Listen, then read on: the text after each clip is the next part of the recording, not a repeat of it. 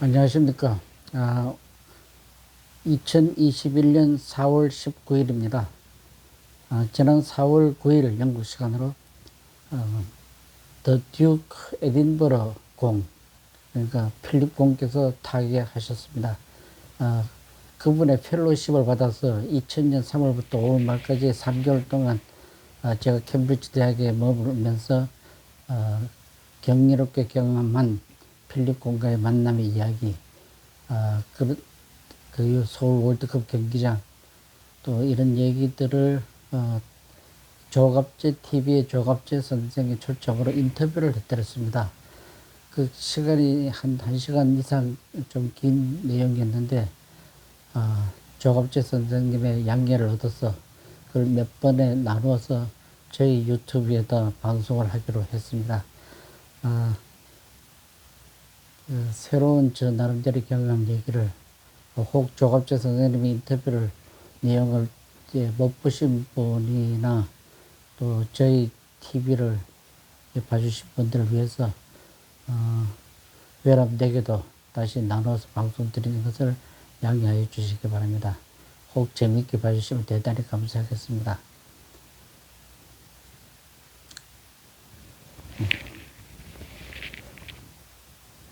2021년 4월 13일 오후 3시 40분입니다. 오늘 우리나라에서 아주 유명한 건축물을 많이 남기신 유춘석 선생님을 모시고 최근 작곡하신 영국의 엘리자베스 여왕의 부군 되시는 에딘버러 공 필립 공에 대한 말씀을 듣고자 합니다. 아주 특별한 인연을 갖고 계십니다. 그리고 내친 김에 다른 건축 이야기도 좀 하려고 하는데 이렇게 나와주셔서 대단히 감사합니다. 제가 영광입니다. 그리고 우리 류춘수 선생님이 류춘수 스페이스 TV라는 이 유튜브를 시작하셨습니다. 류춘수 스페이스 TV, 이 건축을 전문으로 하는 유튜브니까 여러분들 많이 구독해 주시기 바랍니다. 류춘수 스페이스 TV 재밌습니까 요새? 네, 저는 새로운 경험입니다. 재밌게 하려고 하는데 많은 사람이 보지는 않는 것 같아요. 야, 그런데 이게 전문적인 것을 원래 많은 사람이 안 봅니다. 그렇습니다. 네. 그러니까 시간이 흐르면은 고정 구독자가 많이 생기거든요. 주로 어떤 걸 다룹니까? 제가 제목을 스페이스 TV라고 했으니까 제 회사 이름이 비욘드 스페이스고 제가 모시던 김수근 선생님 그 회사 이름이 스페이스 그룹이었습니다. 그러니까 사실은 건축적 공간 얘기인데 스페이스라 하면 또 우주 공간이 또 있다 하지 않습니까? 그렇죠. 우주는 또 그래서 저는 이제 방송 중에 우주 여행에 대한 얘기도 한 2번 정도 했습니다. 그런 의미의 광범위한 스페이스라는 개념으로 쓰고 있습니다. 그러니까 공간에 대해서 말씀하시죠. 네, 그렇습니다. 이 스페이스와 건축은 어떤 관계입니까? 물론 건축이라는 게 공간에서 이루어지니까. 네, 그렇죠. 공간을 디자인하는 건데. 그 공간이라는 게 아무도 없는 비리가 아니니까 그 공간을 만드는 것은 그 공간 아닌 어떤 머티리얼, 물건으로 이렇게 위에 에워 쌓아야 되지 않습니까? 그 마치 설계를 하는 것은 에워 쌓는 그 물건들을 시각적인 물건들을 에워 쌓는 장소를 만드는 것이지만 목표는 그 안에 있는 빈 공간을 디자인하기 위해서 그 물건을 이렇게 콘크리트나 벽이나 나무나 이런 도구를 쓰는 거죠. 목적은 빈 공간에 있는데 그 설계하는 기법은 오히려 눈에 보이는 어떤 물질적인 공간, 물질적인 어떤 재료를 가지고 안 보이는 빈 공간을 만드는 거죠. 그러니까 건축이라는 게 공간을 에워 사는 거네요. 그렇습니다. 기본 재료는. 네. 다음에 사람들이 그 안에 살고 편하고 즐겁게 하기 위한 공간을 만드는 거죠. 그러니까 공간을 에워 사는 그 형태가 어떠했느냐에 따라서 여러 가지 이제 각양각색의 말하자면 건축물이 생기는 겁니다. 그렇습니다. 근데 이제 그 일반인들이나 또 심지어 건축을 하는 사람도 그 에어싸진 본래 목표인 스페이스를 디자인하는 데 생각을 두지 않고 혹은 주변에 그 에워싼 조형물의 형태에 그렇죠. 너무 집착을 해가지고 그렇죠. 맞습니다. 그 형태를 자꾸 디자인하다 보니까 예, 예. 너무 제가 그걸 또 어떨 때는 뭐 좀 심하게 말해서 껍데기 건축이라는 용어도 책을 쓰고 있는데 예. 그런데 너무 집착하다 보니까 예를 들어서 누드는 아름다울 텐데 그 안에 들어간 뭐 짙은 화장이라든지 옷차림이라든지 근데 패션이라든지 무엇이고 그렇게 좀 일반 집도 그렇습니다. 그렇게 하면 좋은 건축이 될 기회를 오히려 예. 잃을 가능성이 많다. 뭐 저는 늘 그런 생각을 합니다. 이 건축에 대해서 근본적인 말씀을 해주시니까 정신이 버틸 거는데 예. 이게 건축하면 자꾸 그 바깥 모습만 신경 쓰는데 그 건축의 본래 목적이 그런 식으로 해가지고 공간을 에워싸가지고 하나의 공간을 만들어주는 건데 그 공간 내부에 있는 거는 별로 신경 안 쓰고 너무 네. 형식, 외관에만 신경 쓴다. 그러면은 건축의 본래 목적이 기능적으로 좀 손상될 수도 있다. 이런 뜻인 것 같은데. 맞습니다. 예를 들어 왜 여성 잡지에 나오는 좋은 주택들, 그 화려한 주택들 보면 되게 그 공간에 좋은 걸 보여주려는 의도가 아니고 그 안에 무슨 재료를 썼느냐, 무슨 외제 가구나 또뭐 부엌 가구나 아주 비싼 거 이런 거 자꾸 보여주려고 해요. 그렇죠. 근데 그건 좋은 쪽으로 만드는 방법은 아니거든요. 뭐 하나의 어떤 필요 수단은 되지만은 그게 충분 조건은 절대로 아니고 또 오히려 그 반대일 수도 있습니다. 예. 그러니까 모양을 보는 사람은 그 공간에 사는 사람이 아니고 외부에 있는 사람입니다. 그죠? 그 사람은 또 평하는 사람들이 많아요. 그러면 그 안에 사는 사람들은 또 소수라고. 그렇습니다. 그러니까 소수를 위한 실용성과 바깥 사람을 위한 그 미적 감각 이게 균형이 맞아야 되겠네. 그거는 사실상 같은 거죠. 같은 겁니다. 사실은 같은 겁니다. 예. 그러니까 실용성이 있으면 아름답고 아름다운 실용성이 있다 이런 말씀이네. 그렇습니다. 그러나 진짜 본질적인 것은 외관을 디자인한다는 것은 아닙니다. 그분의 본래 목적이. 뭐 제가 좀 잘 모르지만 그런 쪽으로 조금 어려운 얘기도 하면 노자의 말씀 중에는 노자의 말씀 중에는 항상 그분은 이제 공한 거, 빈 것을 굉장히 강조해서 이런 컵 있지 않습니까? 컵을 디자인한다는 것은 속이 비어야 그렇죠. 속이 비어야 물을 붓지 않습니까? 그렇죠. 주저주저 모르고. 그러니까 모든 그릇은 그 안에 물을 담든 반찬을 담든지 그게 목표인데 그거 자체 큰 모양 자체는 그건 덜 신경 써도 되는 거죠. 그래서 뭐 그런 기능 그렇다고 또 외관이 없으면은 또 물을 못 담지 않습니까? 그 기능은 동시적으로 일어나는 거기 때문에. 그러니까 지금 공간 스페이스라는 말을 말씀드렸는데 스페이스라는 말이 뭐 넓다는 뜻도 있고 공간이 여러 가지 있지만은 비어 있다는 거죠. 그렇습니다. 공간 비어 있다는 것을 아주 본질적인 의미를 말하자면 추구하시는 건축가이십니다. 그래서 우선 필립공 이야기를 하면은 그 전에 필립공과의 인연이 생긴 게 상암동 월드컵 경기장 아닙니까?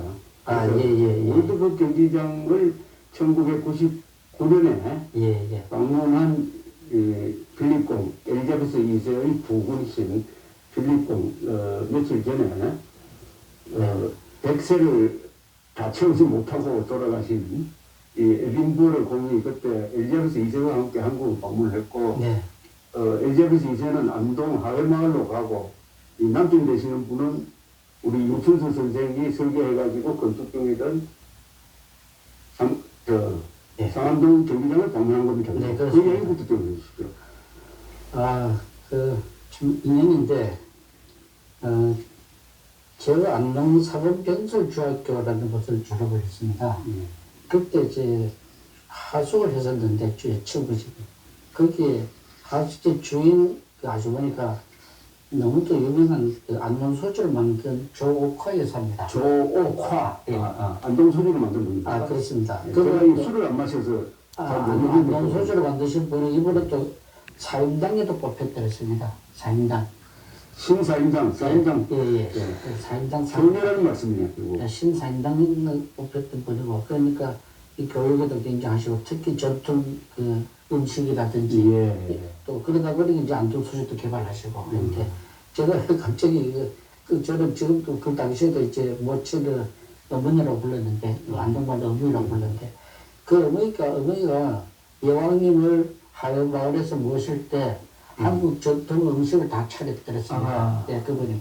바로 그 시간에 저는 그 부분인 필리핀을 서울 월드컵 경기장에서 제가 모셨더라고요. 참 예, 그 어머니 음식을 제가 3년을 먹으면서 하소를 했었는데, 중학교 다닐 때.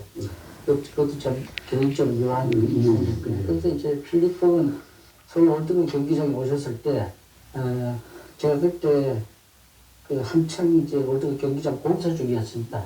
공사 중에 서울시 관계자들하고 또 건설회사 사장님, 서울시 담당 국장들 이분들랑 같이 이제 오셨을 때 제가 방패연을 그 월드컵 경기장 설계 기본 컨셉이 잘 알려진 얘기입니다.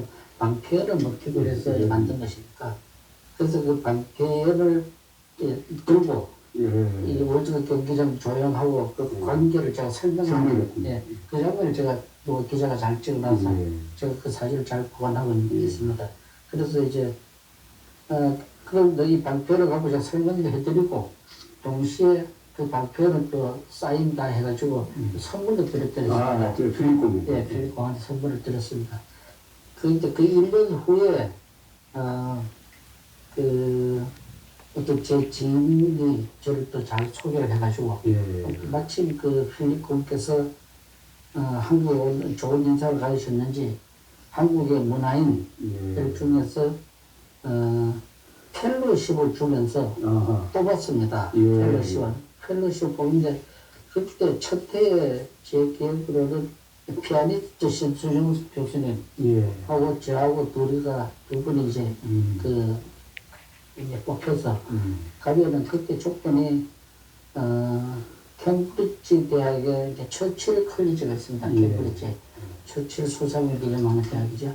처칠 컬리지 가서 3개월 동안 있으면은 그 왕실에서 초청을 한 거니까 뭐 저희들 밥값 정도만 내고 아주 굉장히 패컬티 멤버로서 그 교수 대우를 받으면서 그 3개월인데 그 동안에는 뭐 제가 원하는 거, 예를 들어 원하는 게 뭐냐, 왕실에서 물었어요. 제가 유명한 대학을 리스트를 해서 그 대학에 가서 건축 강의를 하고 싶다고 했고, 강의까지 하셨어요? 강의를 할 때 뭐 저 캠브리지 대학, 에딘버러, 셰필드, 뭐 이런 좋은 대학, 그다음에 영국의 AA 스쿨, 세계적으로 제일 유명한 학교입니다. AA 스쿨, 그다음에 노만 포스터라고 하는 세계적인 최고 대학이죠. 노만 포스터 사무실에서는 또 포스터 괜히 또 저를 개인적으로 저부터 좀 알고도 있고 그래서 강의도 하고 그런 강의를 하면서 그 아일랜드라든지 여행도 하고 아주 좋은 아주 그런 굉장히 그 대우를 잘 받았습니다. 그런데 그게 이제 2000년 3월 1일부터 그 5월 말일까지 4개월 동안 있었는데 저기서 뭐 필생의 큰 영광이었습니까? 그렇죠. 예. 근데 우선 상암동 경기장이 지금 서울에 어떻게 보면 한국의 21세기의 문을 연 그것은 대표적 건물이죠. 그렇죠. 자랑 좀 하십시오. 차라는 지금 뭐 월드컵에 대한 얘기는 제가 인터뷰에서나 방송에서나 제 스스로 글로서나 좀 너무 진부할 만큼 많이 또 얘기했습니다만 그런 조선생님 오늘 이런 좋은 기회를 주셔서 좀 더 새롭게 말씀드리도록 하겠습니다. 이 월드컵 경기장은 원래 그러니까 2002년 서울 월드컵 아닙니까? 그렇죠. 그보다 개막식 경기장 아닙니까? 그렇죠. 근데 이제 우리나라가 월드컵을 주최하겠다고 한국에서 일본보다 좀 늦게 시작했지 않습니까? 그래서 어떻게 일본하고 같이 이제 하게 된 거 아닙니까? 같이 되게 한 건데 우리 그때는 1998년도에 IMF가 막 시작할 때고 그렇죠. 김대중 대통령 당선 금방에도 취임식 금방했는데 그때는 서울시가 방침이 서울 월드컵 경기장을 새로 지을 능력이 없다고 스스로 판단했습니다. 서울 월드컵 경기장 안 짓기로 열심히 정부에서 안 짓고 그걸 어떻게 하느냐 해서 그 잠실 주 경기장을 개조해서 월드컵 경기장용으로 개조해서 쓰자 이렇게 했는데 보통 생각에는 그냥 경기장 큰 게 있으면은 그냥 그걸 월드컵 경기장에 쓰면 되지 않느냐 그렇게 생각할 수 있는데 피파의 규정이 좀 묘한 규정이 있습니다. 피파의 규정이 뭐냐면은 관객석의 60% 이상을 지붕으로 다 덮여야 되고. 지붕으로 덮여야 됩니다. 예. 그다음 또 한 가지는 기자석이나 VIP석은 100% 지붕 아래에 있어야 되고. 관객 전부가 했던 60%. 근데 또 재밌는 게 있습니다. 뭐냐면은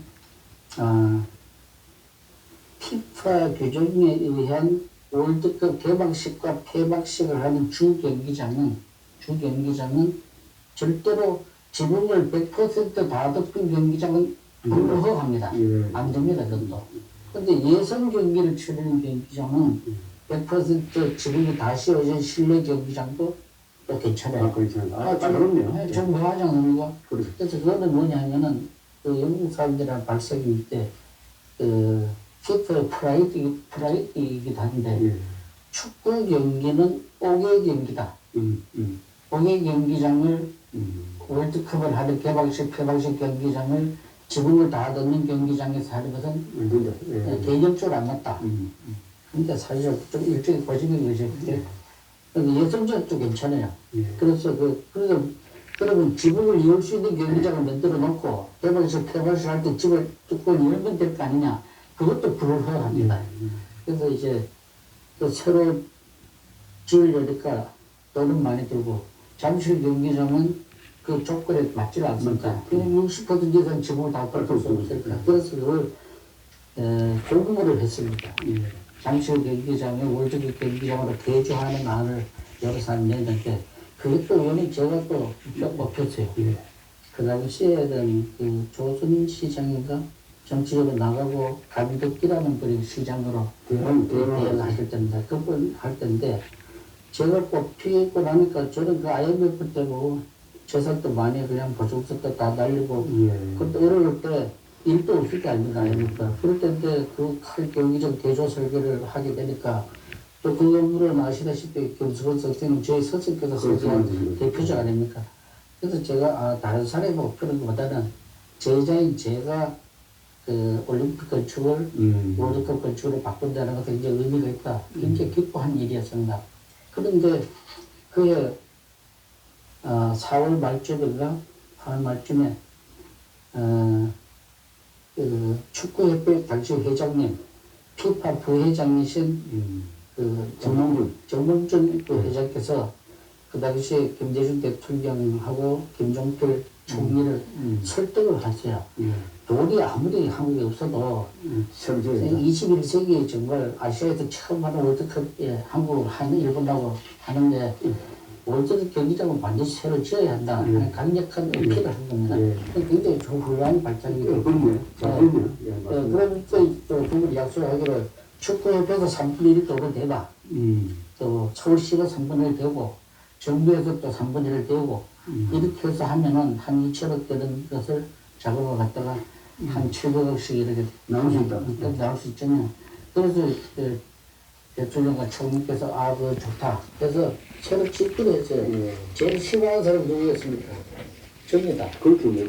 잠실 그 프로젝트를 제가 따랐는데 그걸 이제 터키로 현상 설계를 한다고 상암지구, 상암 경기장이 아닙니다, 사실은. 상암지구에다가 도시 계획상 그 지구 이름이 상암지구인데 거기다가 짓는다, 뭐를 남지도 그 쓰레기들 옆에다 짓는다, 이래 되니까 건설회사가 주축이 되어가지고 건설회사가 설계자를 건축가를 지명을 해가지고 팀을 짜서 공부행하는 방식으로 소위 턴키 방식이라고 하죠. 그렇죠. 네, 턴키 방식으로 한다고 이제 공포를 했어요. 그럼 건설회사가 저부터 건축사를 지명을 해야 제가 설계를 되어야겠는데 아무도 생각하자고 설계가 없었어요. 아무도. 그래서 저는 뭐 포기를 하고 있었는데 좀 더 실명을 말씀드렸던 당시에 현대건설이 원체 막강하니까 요새하고 좀 다릅니다.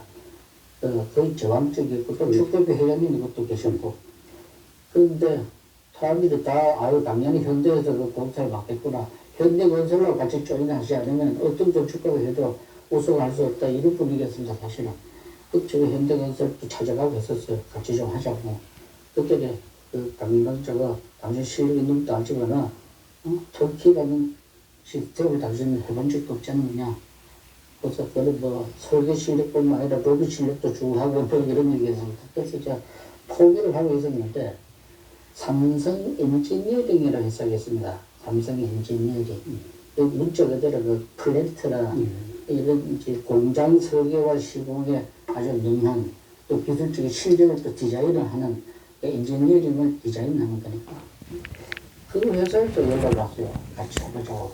그때 삼성의 본 삼성물산, 삼성건설은 이미 현대하고 조인트 벤처에서 한 팀을 짰어요. 그리고 현대, 삼성, 대우, 대림, LG 거기다가 또 설계팀, 포스코까지 한국 6대 기업이 한 팀을 다 짜버린 거예요.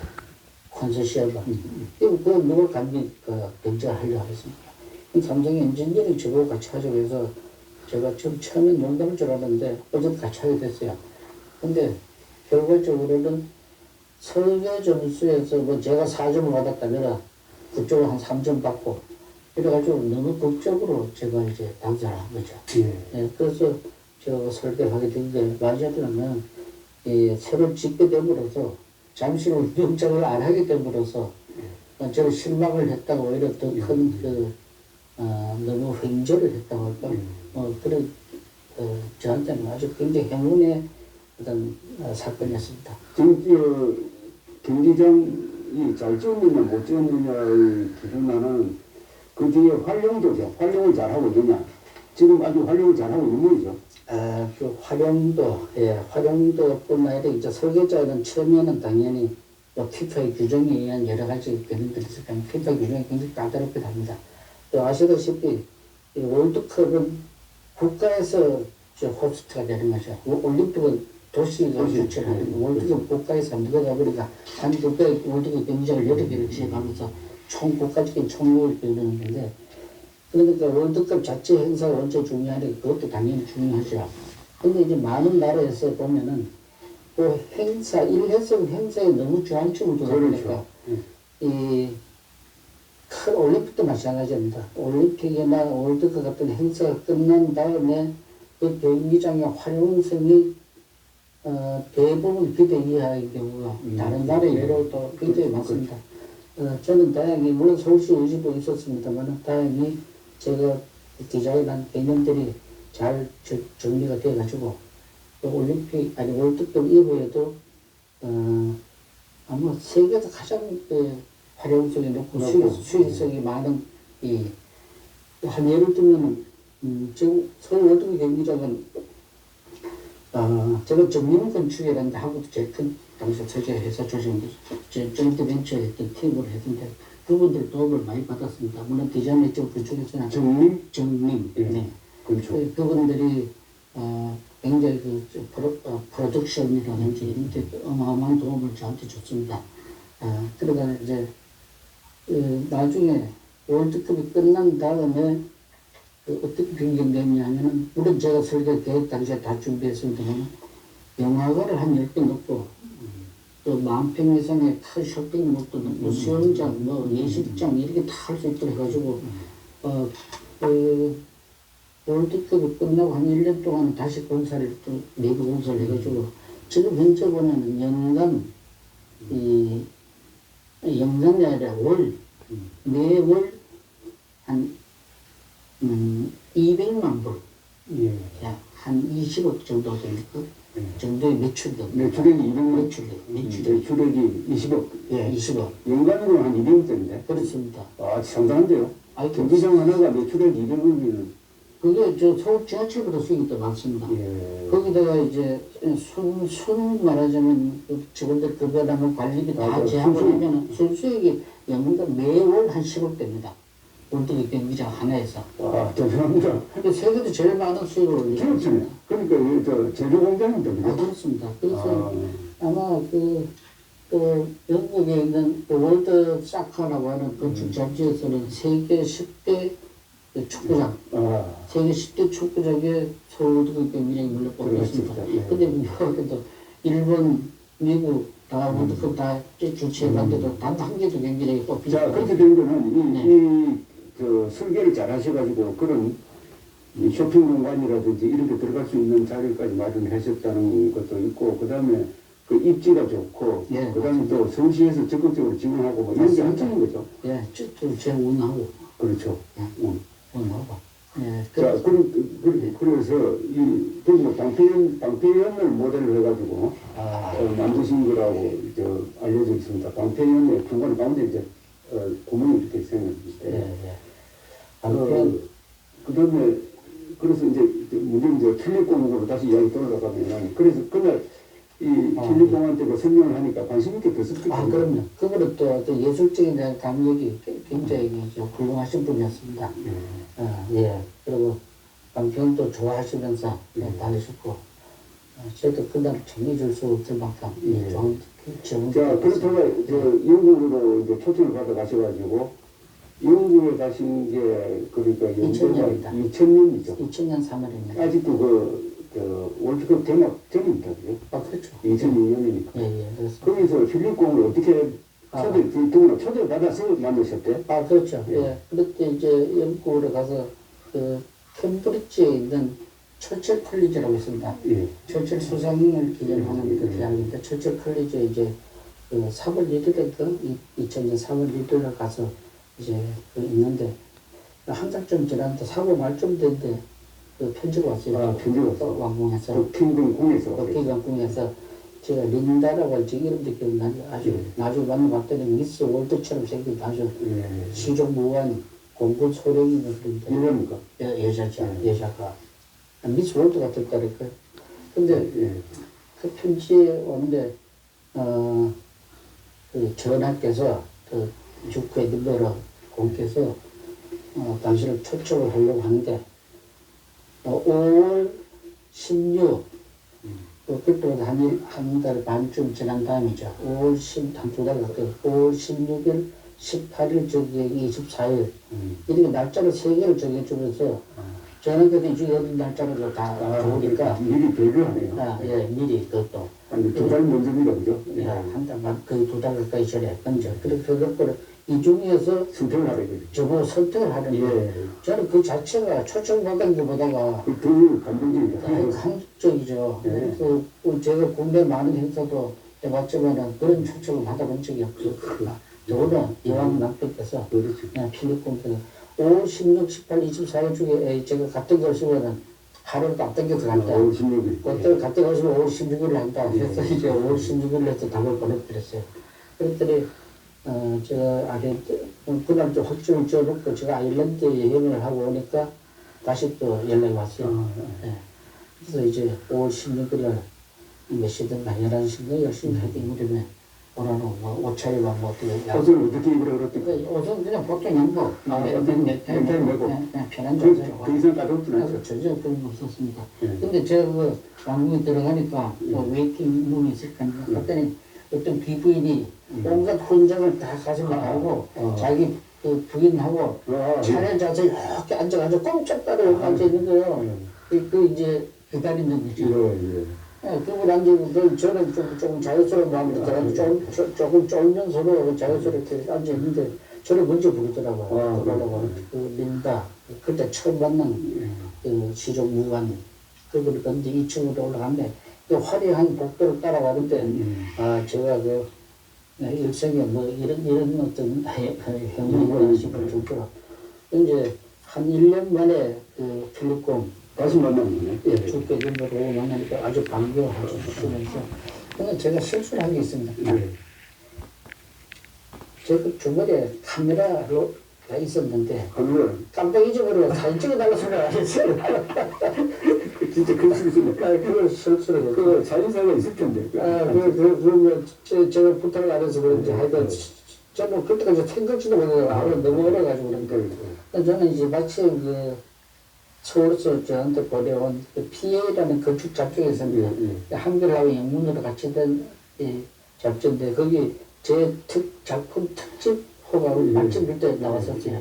그래서 그걸 이제 제가 쌀어드리고 그드리고 그다음에 제가 영국에 있으면서 그동안 그리는 캠브리지나 다른 도시, 뭐 아일랜드의 풍경 그림들 또 그림도 내가 이제 드립니다. 그게 제일 좋은 선물이죠. 그림도 드리고 그래서 아주 그 좋은 대화, 뭐, 저거 아주 자세히 뭐 많은 걸 물으셨어요. 그 대학에 뭐 불편한 게 없었냐. 그러니까 그래서 이제, 처음엔 어렵지만 나중에 좀 굉장히 자유롭게 편하게 시간도 많이 또 할애주시고. 그래서 이제 알고 봤더니 그날 바로 옆에서 여왕께서는 엘리자베스 테일러하고 또 줄 앤드류스 그 두 명 배우들이 다 연구 출신이고 봐요. 맞습니다. 여왕하고 미팅을 하고 있었어요. 저는 이제 필립 공을 만난 바로 그날이었습니다. 5월 11일. 그럼 나중에 신문을 보고 알았어요. 같은 날에. 그래서 어쨌든 엘자베스 테일러하고 줄리 앤드류스한테 뭐 훈장을 줬네. 그건 제가 잘못 그런 거 그런데 엘자베스 왕이 그 사람을 만났는데 동시에 만나고요. 제가 그날 신문 보고 그걸 알았습니다. 줄리 앤드류스는 상도 일지가 나오는. 그렇습니다. 유명한 배우죠. 지금도 살아있습니다. 좀 살아있습니까? 예. 제가 그 인터뷰 내용을 계속해서 몇 차례 걸쳐서 보여드리려고 합니다. 경청해 주셔서 대단히 감사합니다. 네.